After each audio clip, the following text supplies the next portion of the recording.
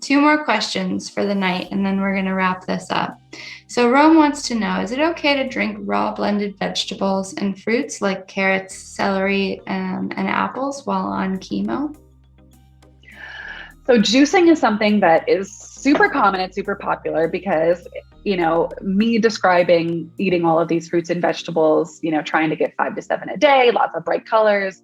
Sometimes people without an appetite, they're like, there's no way that I could do that, but I want to get all the nutrients. So juicing can be a good option.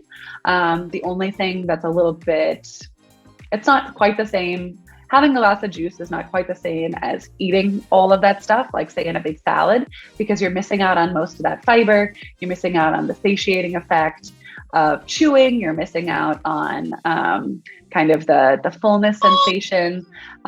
So generally speaking, yeah, you can juice as long as you're making sure that you're not putting too much fruit in there, because you can often end up taking in way more sugar than you originally intend to if you put in, like a handful of berries and a banana and an apple and some pineapple. Like you would never sit down and eat that much fruit in a sitting, you would explode.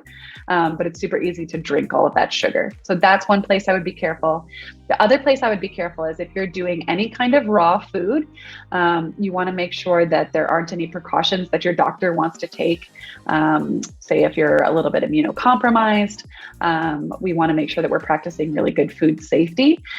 So washing all of our fruits and vegetables really well. If your doctor has directed you, not to have any of those, if everything needs to be cooked, just for food safety concerns, then juicing wouldn't be for you. But generally speaking, juicing is fine, as long as you're not drinking, like a pint glass full of juice, you're having a juice glass full of juice. And over the course of the day, that could be one way that you get in your vegetables. But most of the time, you should be eating your vegetables, not drinking them. Mm-hmm.